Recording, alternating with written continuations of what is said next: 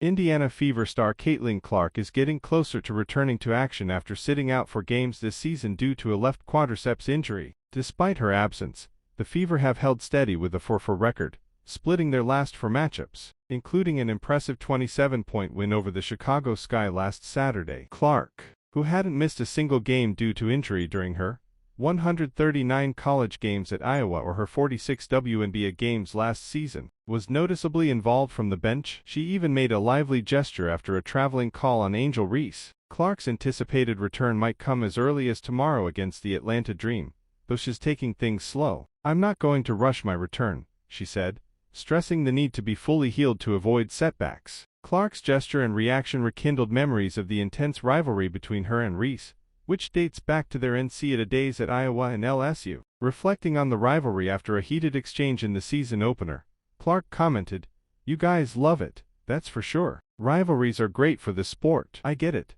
I grew up loving rivalries too, so this one means a lot." The rivalry originally sparked during the 2023 National Championship, when LSU triumphed over Iowa, and Reese famously signaled she had won the championship ring after facing Clark. That moment remains Reese's most iconic, marking the biggest clash between them. However, since then, Clark has come out on top in nearly every head-to-head, including knocking Reese's team out in the Elite Eight of the following March Madness, and winning Rookie of the Year last season. Since Reese's 2023 victory, their teams have met 7 times, with Clark's team claiming 6 wins to Reese's single victory. It's clear Clark is the more dominant player overall. Reese excels mainly in rebounds. Interestingly, in her relatively short WNBA career, Reese has more rebounds than points, unusual for a player expected to be a franchise centerpiece. This isn't to say Reese isn't talented, but the two play different positions, and Clark clearly holds the edge. Their next matchup is scheduled for July the 27th in Chicago. Looking at this season,